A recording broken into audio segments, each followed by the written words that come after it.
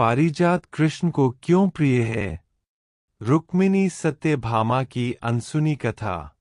द्वारका की भूमि उस दिन अद्भुत सुगंध से भर उठी। सूर्योदय की पहली किरण जैसे ही महलों पर पड़ी, हवा में एक ऐसी महक घुली कि हर प्राणी ठहर सा गया। रुक्मिणी भोजनालय से बाहर आईं, बालों को हल्का सा संवारते हुए बोलीं, ये कैसी दिव्य सुगंध है!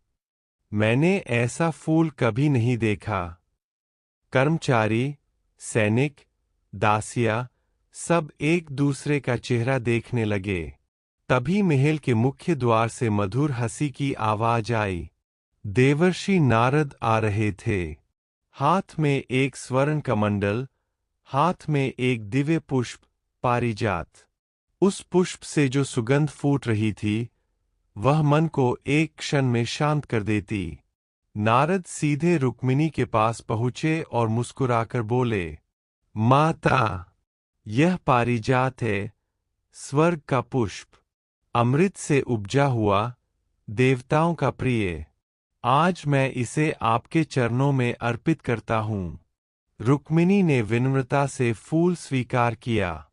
जैसे ही फूल उनके हाथों में आया, उस फूल की सुगंध 10 गुना बढ़ गई, मानो स्वयं फूल रुक्मिणी की निस्वार्थ भक्ति को पहचान गया हो। उधर सत्यभामा महल के दूसरी ओर से यह दृश्य देख रही थीं। उनके मन में हल्की सी ईर्ष्या जागी।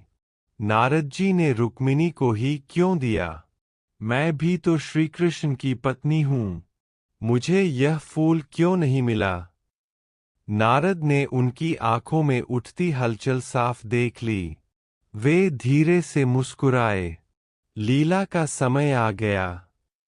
वे सत्यभामा की ओर बढ़े और बोले, रानी सत्यभामा, इस फूल जैसा दिव्य कुछ भी नहीं। इसका एक वृक्ष स्वर्ग के नंदनवन में है। जो इसे पाले, समझो उसने ब्रह्मांड की सौंदर्यता पाली।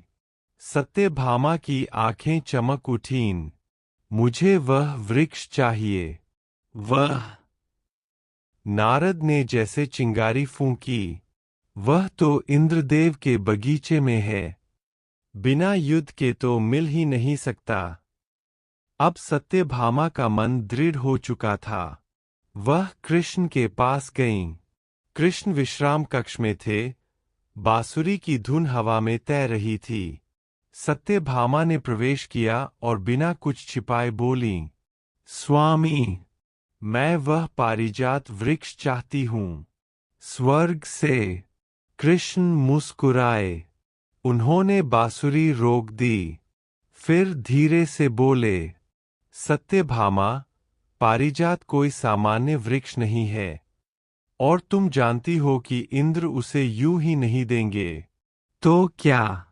आप तो विष्णु है। मेरे लिए इतना भी नहीं कर सकते?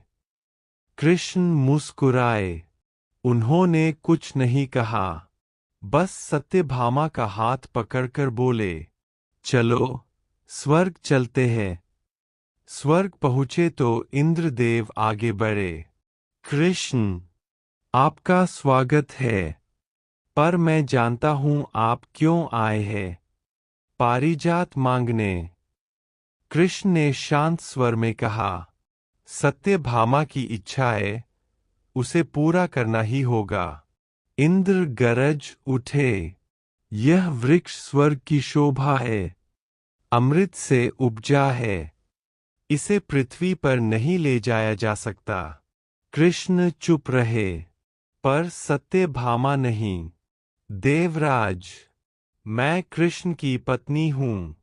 जो मेरा पति चाहता है, उसे मैं अवश्य पाऊंगी। इंद्र का अहं तिलमिला गया। छोटा सा युद्ध हुआ।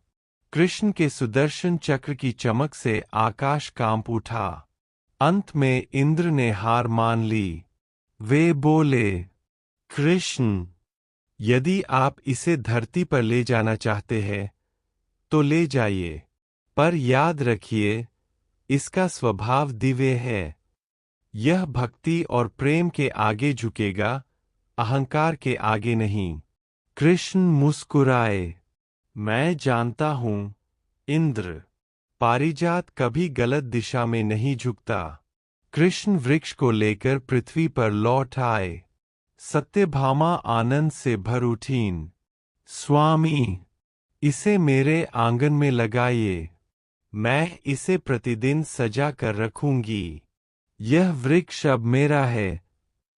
कृष्ण ने कहा, अच्छा।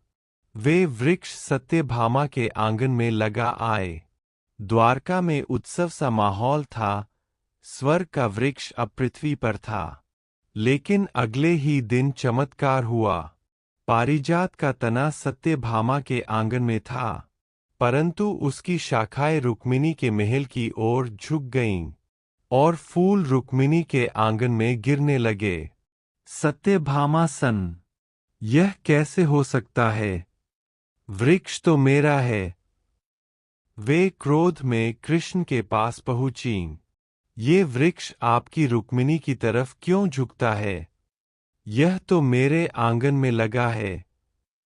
कृष्ण ने बहुत शांति से उत्तर दिया, सत्यभामा, पारिजात वही झुकता है जहां प्रेम निस्वार्थ होता है, जहां भक्ति में अधिकार नहीं होता, समर्पण होता है। सत्यभामा चीख पड़ी, क्या मेरा प्रेम निस्वार्थ नहीं? कृष्ण ने धीरे से कहा, तुम्हारा प्रेम अधिकार में डूबा है। तुम चाहती हो कि दुनिया जाने तुम्हारे पास स्वर्ग का वृक्ष है। रुक्मिणी चाहती है कि दुनिया जाने कृष्ण उसके हृदय में है। प्रेम चाहना नहीं, प्रेम त्याग है। रुक्मिणी ने जब यह सुना कि सत्यभामा आहत है, वह स्वयं उनके महल पहुंची। रुक्मिणी बोली, बहन, यह वृक्ष आपका है। मेरा उस पर कोई अधिकार नहीं। यदि आप चाहें, मैं अपने आंगन में गिरे सभी फूल फेंक दूं। मैं चाहूं तो इन फूलों को छूना भी छोड़ दूं। सत्यभामा की आंखें भर आईं। रुक्मिणी का यह त्याग बहुत गहरा था। कृष्ण पास में खड़े मुस्कुरा रहे थे। वही मुस्कान जो संसार को अनादि काल से मोहित करती रही है।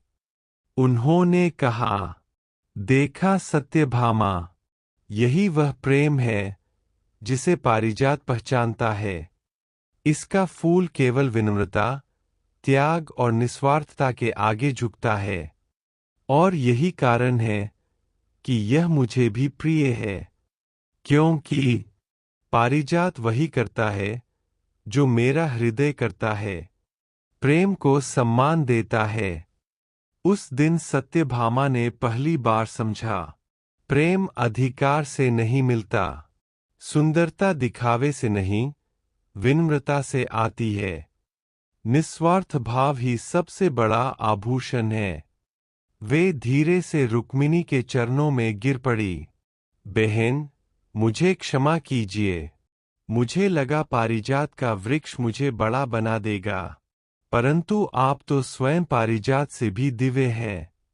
रुक्मिणी ने उन्हें उठाया और गले लगा लिया। कृष्ण मुस्कुराए, अब पारिजात अपनी जगह स्वयं चुन लेगा।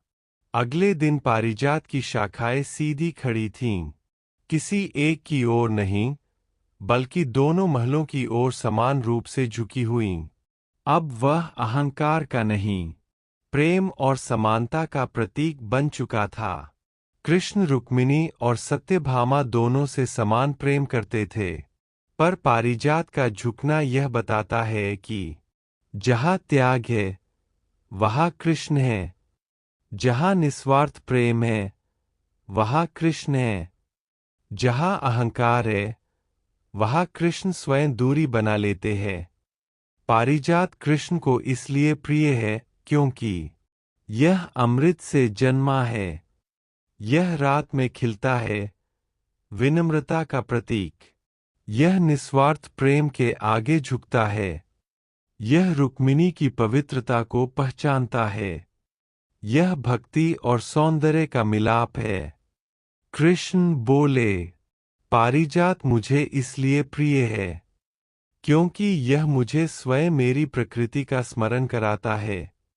मैं प्रेम हूँ, और प्रेम वही खिलता है जहाँ स्वार्थ नहीं होता।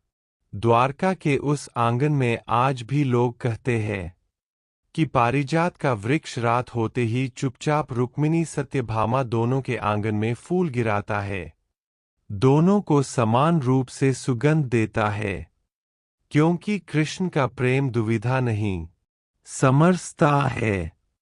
और पारिजात वह वही करता है जो कृष्ण के हृदय में है।